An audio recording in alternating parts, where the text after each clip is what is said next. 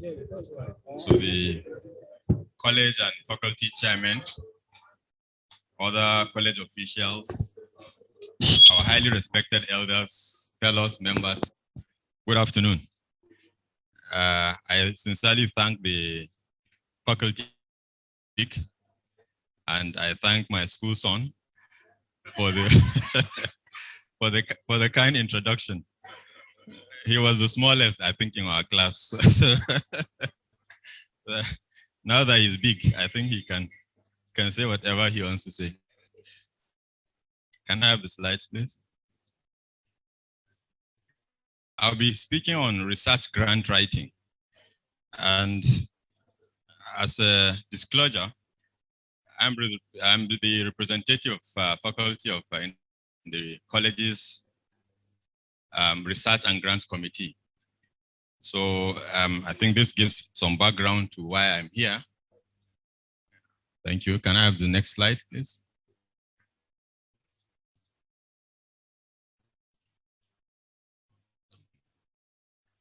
Next slide. So we attended the Trainer of Trainers workshop. Can you go back one slide? We attended a Trainer of Trainers workshop in Lagos. And this, you can see here, members of who attended the training. You can see the then chairman of the chapter, Dr. Onunu, wearing his presidential T-shirt. And the new, the current chairman, Dr. Abuki, to the left, standing to the left. And I'm there, myself. Dr. U after me is right there. And some of the slides that I'll be sharing with you are actually from that workshop. And I'll be following this outline. Next slide, please. Next slide. I'll be following this outline, starting with an introduction, and then going through the research grant writing. And finally, I will conclude. Next slide. First of all, what is grant writing? It can be defined as the practice of completing an application process for a financial grant. It is usually offered by institutions of government, but also by corporate bodies, foundations, trusts, and even individuals. Next slide. Is it important? The answer is yes. It has several, I mean, it's quite important in many ways. The most obvious is the economic benefit to the beneficiaries. One good thing is that there's no payback, so it's not a loan. But as we'll discuss later, it must be managed because it is not free money. Another important thing is that it teaches us to be, in terms of managing time, personnel, economic resources, to not only manage it appropriately. It also teaches us a lot about team building, and I'll talk about this a bit more in the next few slides. It will help us to build teamwork skills and give the personnel a great sense of personal involvement in the grant application and its management. And finally, it builds one's image in terms of credibility, professionalism, and even success as an individual. Next slide, please. But we need to consider certain points before we go on. We must appreciate that it is a competition. It is a competition in the sense that you must be able to convince the funders that whatever you want to do is worth doing and is the best. You have to convince them that your submission is better than those of others. You have to show them that your study is innovative and that we must appreciate the fact that because you won a previous grant doesn't mean or doesn't guarantee that you win again. You must prove yourself every single time. And this is why it is a real competition. And as we come to see, it can be quite, and when you lose, it can be quite disappointing because of the efforts you put into it. Next slide, please. There are many steps, but they are summarized on this slide. The first is generating ideas. And then after that, you now need to find the funding and then develop the proposal. After developing the proposal, you need to submit it, and then you get the award. Usually you'll be called to defend the budget and so on. They will discuss the proposal with you, clarify certain gray areas, and then give you the award, and then you have to manage the award. Finally, you have to share your results with your peers in published articles. Next slide. So let's start with the first, that is generating the ideas. Next slide. For this, you have to brainstorm. You have to brainstorm. There are many ways of generating the ideas. It could be possible that you'd be doing your research, whatever clinics, then you see something interesting, something intriguing will come up to you. And then you begin to think about it. You begin to read around it. And then finally you agree that yes, this is worth a topic for investigation. You can make useful keywords which will help you to focus, on the topic. But you must be flexible because sometimes you may realize that actually what you are trying to investigate has been previously well studied. So no need to, it's not innovative enough. You must then define your topic as a focused research question, and then you research and read more about your topic. And finally, you formulate a thesis statement. Next slide, please. Then the next thing is finding the money for it. So first of all, before you start looking for money, you must know exactly what you want to use the money for. And then secondly, you start looking for funding. Next slide. But before you go further, you must understand the funders first. You must find out their vision, their mission, what sort of projects they usually fund, what are the projects that they are currently funding, and importantly, their geographical area of interest. I'll give you an example of TED Fund. TED Fund will only fund projects in higher institutions in Nigeria alone. They will not fund from Ghana or from elsewhere. So if a Ghanaian wants to apply for TED Fund, it's not going to be possible. So geographical area of interest is very important. You can get a lot of information from their websites.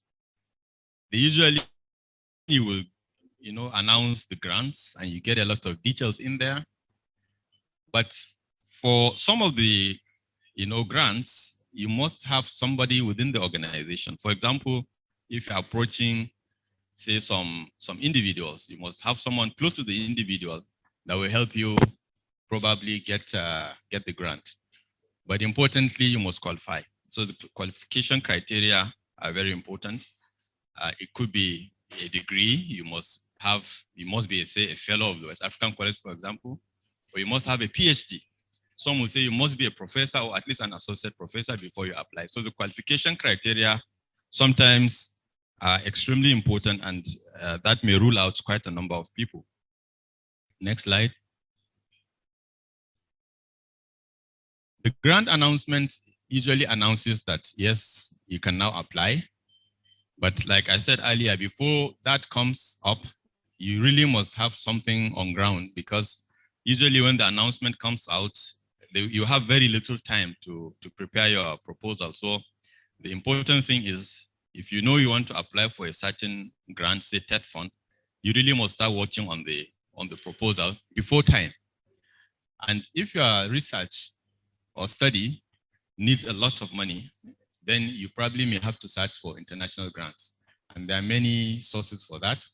A good place to start looking for is what is there, www.grants.gov, because as you see in the net, I will show you how it looks like. You can easily search for grants there and even specify the type of study that you want to do, and you see the opportunities available. And there are many others. Next slide. There are many individual donors. Ford Foundation, for example. You also have Rockefeller Foundation. You have Bill and Melinda Gates Foundation. And you have many pharmaceutical companies, and I will show you something on that. For example, Pfizer. They have a dedicated funding system that they announce every now and then. I'll show you one example. And there are many non-pharma companies and individuals that actually offer research grants, and I've personally benefited from. So there are many sources of grants. Next slide. Next slide, please. And there are many foundations too. African Academy of Science, I will show you how the website looks like, is an important source of research grant. Many corporate bodies like UNICEF, many government agencies like the National Institute of Health, which is the US, which is in the US, and then the Medical Research Council of the UK. And there are several others, but our own TED Fund is also there. It's a good example. Many institutions also offer grants. They may not be much, but they do. I happen to be the chair of the research grants committee of my own institution. So some universities actually do offer. It may not be much, but they do. And I put there a WACP. WACP itself start to think about offering grants. I know the chairman may not agree, but we all know that it's rich enough. So and not just from its own pocket or from its own resources, they can actually source for the grants, and put it on their platform and manage the grant, So it's something that I think that's the next step that we must do. Next slide, please. Now, this is the www.grants.gov that I mentioned earlier. And in there, you see that you have a lot of drop-down menus. You can search for the area you want to search. You can modify your search. Like I did, what I wrote there was cardiac, and you can see the number of available grants there. So there are many ways of getting the grants from international bodies. Next slide, please. Next slide. The NIH, as we all know, I'm sure many of you maybe have benefited from it, is the US Medical Research Agency. It's huge. It houses at least 6,000 scientists in there. It has a campus-like environment that, covers over 300 acres. It's really huge. They support all kinds of researches, extramural, intramural. They support more than 4,000 institutions around the world. And they support more than 300 scientists and research personnel around the world.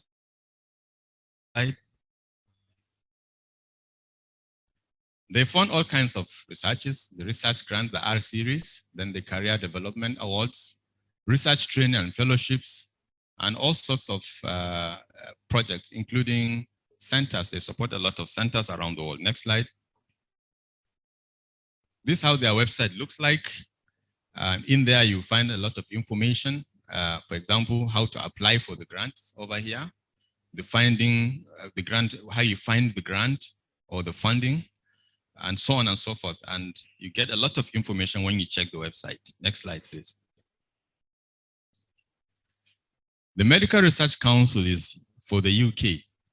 They support and advance medical research, and they spend over 800 million pounds every year. And they provide research grants and career awards to scientists around the world. And the funding opportunities are many. Some are researcher-led. For example, you can initiate your own research. And then develop your proposal and apply directly without waiting for an announcement. But there are also MRC strategic grants. And this one, they specify specifically, they specify the type of grants, or they invite the type of studies or studies that they will entertain. And they also support a lot of MRC institutes, units and centers around the world. Next slide. And then the TED Fund, the Tertiary Education Trust Fund. This is for Nigeria. Next slide. Next slide. These funds are disbursed for the general improvement of education in federal and tertiary and state tertiary institutions. So they are very specific. And like our own faculty, we came up with a proposal, if you remember. I'm actually the principal investigator, and And we couldn't apply through WACP because it's not recognized by TED Fund. I had to go through my own institution to apply. So that's why I'm saying that if WACP, works on it, they can actually house such opportunities. They support physical infrastructure for teaching and learning. They support institutional material and equipment. They support research and publications. They support training, fellowships and so on. So, and the website is there. Normally, next slide, they will announce for the grants. This is for last year, 2020. And very soon, I'm sure another one will come out. So if you are not preparing, you better start working on your proposal right now, because once it comes out, the announcement comes out, you have very little time actually to make the proposal ready before the deadline. So in there, you will find information on how to apply the eligibility criteria and all the other details. Next slide, please. This is the one from Pfizer. You can register, and this is announcement that came out in June, and it's on patient preference database blueprint. And you can actually, if you are lucky that it suits your study, then you can apply. Remember that all these are highly competitive, highly competitive. So you really to make your proposal, competitive enough. Next slide, please. Now, how do you develop the proposal? That's the next slide. First is the team. You must make a team. You must form a team. Team is key, and the leader of the team is the principal investigator. The principal investigator is the one that will now invite all the other team members. But if the investigator is not very experienced, then it will be good if the person can invite a mentor to support him or her. And this is because, like I said, this is not an area where mistakes are pardoned. You must make it right. Key, who will advise, may not be the actual one that will do the study for you, but at least will give you very important advice on how to approach things. Even if you are a very experienced author, you may need a co-author, somebody senior that will also support you. So even if you are a very experienced investigator, you need co-authors that have a lot of experience, because sometimes just reading through the proposal and making suggestions is very, very important and very key to your success. Other important team members are co-investigators, language reviewer. Remember that our primary language is not English, and in this business, they don't pardon even mistakes as grammatical errors, typographical errors. They don't pardon them. So somebody may have an edge just because he writes better English than you. So you must get all this right. A grant writer or a language reviewer is important. Biostatistician is almost always important, particularly in our own type of studies, because we do medical, our own is medical research, we need to analyze data. But epidemiologists may be important, and all the others on this list, and even more, may be important. Some of the grants may require that, for example, MRC, they may require that you have to have a co-author or co-investigator in the UK, for example. So you may have to liaise with someone elsewhere. So the team all depends on the type of research you want to do. Next slide, please. Who should guide, to the team? We must remember that every person you invite must add value to the proposal. Don't just invite someone because he's your friend. The person must be able to add something. So he must have one or two reasons for being there. The person must also meet the criteria of the call. Winning a previous grant may be quite useful. The person must be credible, of course, and must show interest in the grant. Importantly, everyone must understand his or her role and must be available to play the required roles. Quite a number of times you find that there are conflicts along the way. So the principal investigator must be able to manage conflicts. Next slide. Next slide. What are the components of a grant application? Now, it depends on the grant, on the funder. It depends on the funder. But what I have on this list are some of the very important components that will almost always appear in any research grant. There must be a title, and I will talk more about the title later. Then the summary or abstract. Then the background and statement of the problem, research question or hypothesis, the aim and objectives, study design, study population and sampling, data collection methods, instruments, data analysis, ethical considerations. All these are very, very important. Next slide. Okay, can you go one more slide? One more. I'll come back to that. First is the title. It's a signpost of the study. It must be carefully constructed. However, it should align with the study objectives and study design. It should be concise and descriptive, and it should instantly, the moment it should strike interest in people that read it. People should suddenly become interested in reading the paper just from the title alone. Acronyms help a lot, and they should make sense also. Don't make an acronym that is too difficult to remember or too complicated. It should be something simple, something that will, in fact, attract interest. Can you go back to that earlier slide? Background, yes. Next is the background. Background is very important because you want to now discuss what is already known about the topic, why the research is important, why the study is important, and you should be able to, identify how you disseminate the knowledge. Somehow you should be able to summarize everything in the background. Usually there will be a word count for it, so you need to be able to summarize very, very well. Next slide, please. Next slide. Then the literature review. It should demonstrate breadth of knowledge in the field. It should be a critical appraisal, not just, narrating paper, this paper, that. You should be able to carefully and systematically analyze the paper. And then you should be able to include historical perspective or trends, in there. And then you should cite this too. Next slide, please. Justification is relevance and importance of the proposed study, and it must address a priority health problem. If I really justify the study, not just doing the study, but it should be able to solve some problem. And of course, you need to demonstrate feasibility in there as well. Next slide. You should be able to also set the research objectives. And the acronym SMART summarizes some of the key areas you need to pay attention to.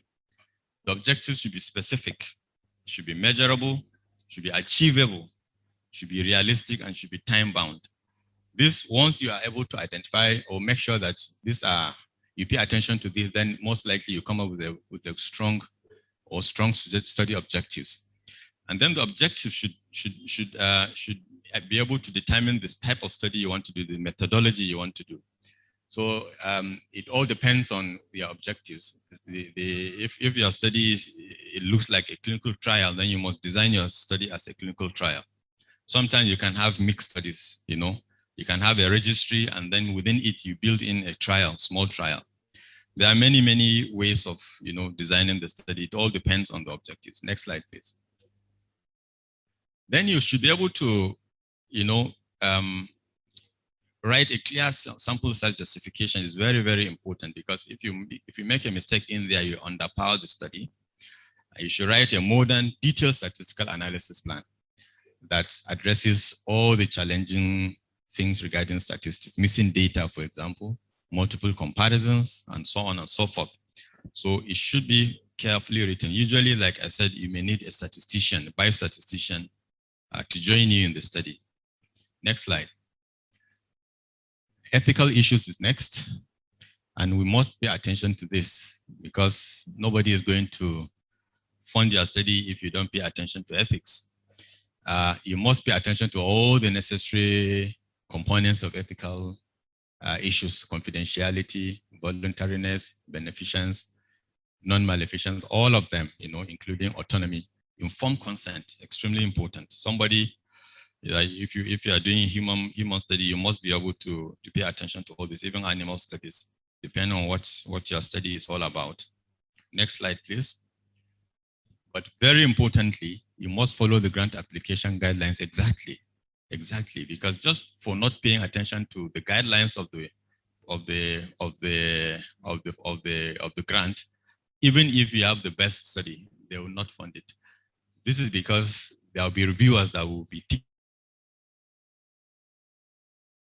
the guidelines. So you must be able to follow the guidelines strictly. Next slide. Good example is the National Research Fund, NRF, and this is under TED Fund.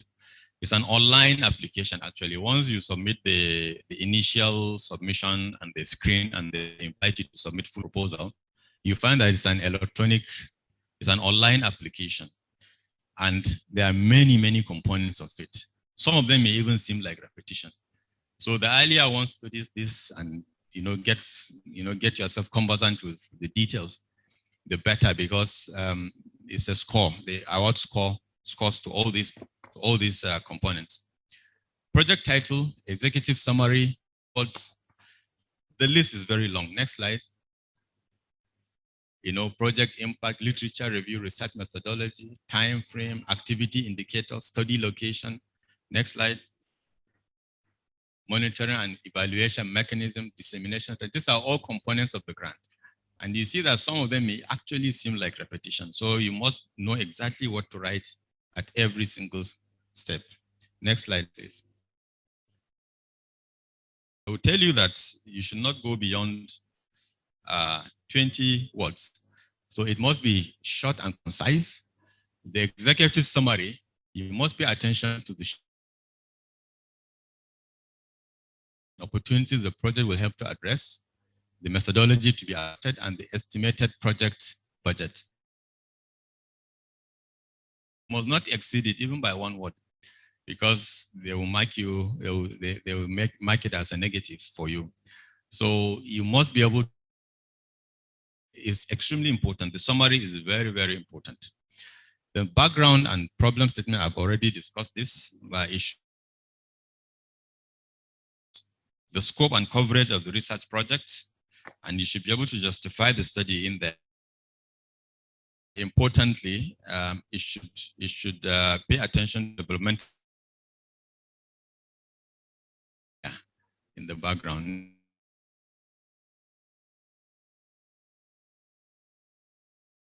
Objectives I've talked about. Must provide a summary of the short and long-term goals of the project. Indicate clear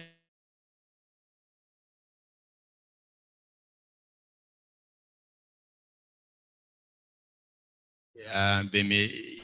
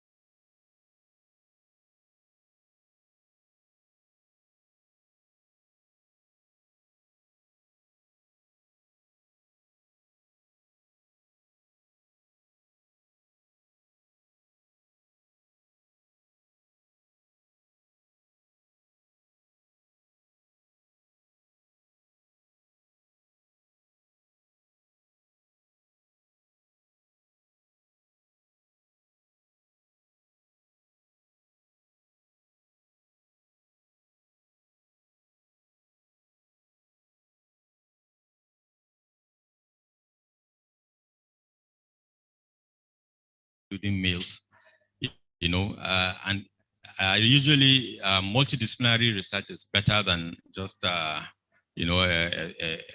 highly constricted research. Then the budget justification is very important. You should not attempt to go beyond the stipulated budget limits for items such as equipment.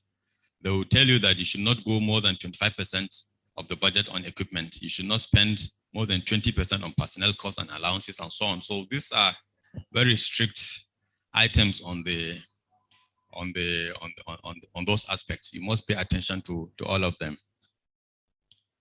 There are helpful tips to how you write grants. First of all, you must begin early, like I said earlier, and you should answer all questions, asked in the application form. You should be explicit and specific. You should be realistic also in designing the project. You must follow the application guidelines strictly. And one last point is that be sure that it's highly competitive so you can be rejected. And you should be able to somehow muster courage to go at it again. Don't just tear it up and throw it away and say, how can they reject my proposal? Be sure that it happens all the time. It doesn't mean that just because you have an excellent proposal that yours must win. You should be ready to face challenges like that. You should organize the proposal. You should include subheadings. It makes the reading easier. You should be ready to face, and subheadings as well. You should assign numbers to subheadings, and because of it's easier to track, where you want to check. Sometimes you bold a few words. Make sure that the headings you use for specific aims match the headings you use in the experimental section. So everything must be carefully organized. You have to go down, keep going. I'll tell you when to stop, go, next, go on,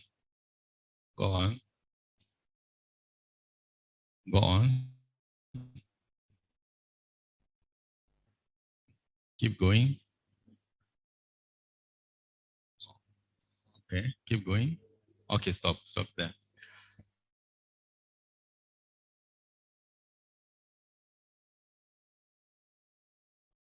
And adding figures or diagrams to the problem attracts attention. It gives you an edge to, as compared to others. For example, you can create a figure. Oh my God. Hypotheses and mechanisms that you want to test, You can also create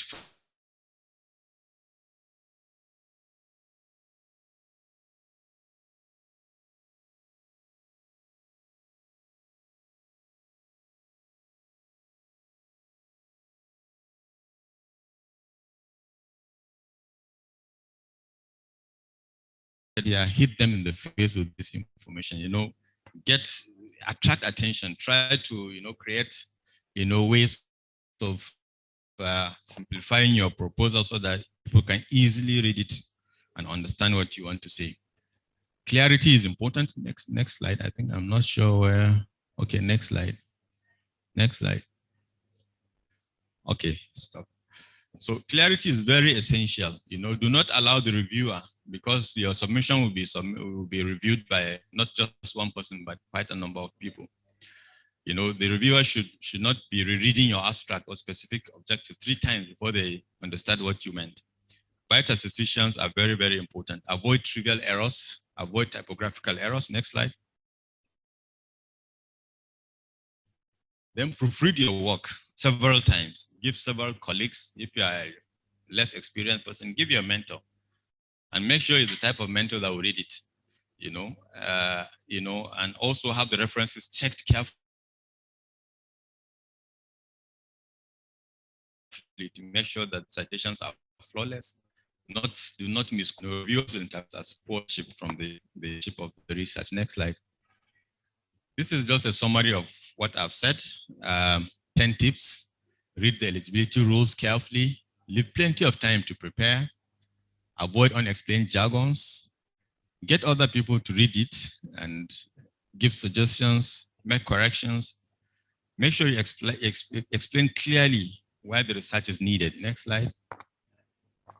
And you should network effectively, collaborate with people who have the experience and who have interest in the work. Justify your budget carefully, participate in funding panels early in your career. If you have a research grant committee, get involved, early so that you can know easily how this work is done.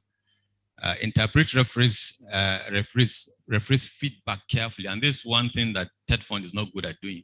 They don't get back to you. So you don't really know why your proposal was not, considered. Sometimes it's better to have more than one application going so that in case one is rejected, you know, the post-rejection blues, as they call it, doesn't hit you too much. You just move on, you know. Next slide. By now, you appreciate that writing grants is quite difficult. Maybe not as difficult as climbing the Mountain Everest or something, but it's quite difficult. Next slide. But if you want to win big, you must think big. And the other way around. If you want to think big, it's only when you think big that you win big. But I mean, you have to make sure that everything is done carefully. Next slide. So in conclusion, you know, this is the steps that I described earlier. First, you generate the ideas, you find funding, you develop your proposal, submit it, manage it,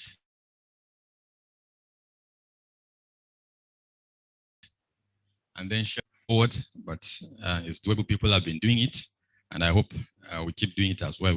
Sometimes we win, and I hope the WACP it's to, you know, offer grants either from their rich pockets or they find the funding somehow and be able to manage it on behalf of all members. Next slide. This is just to say thank you.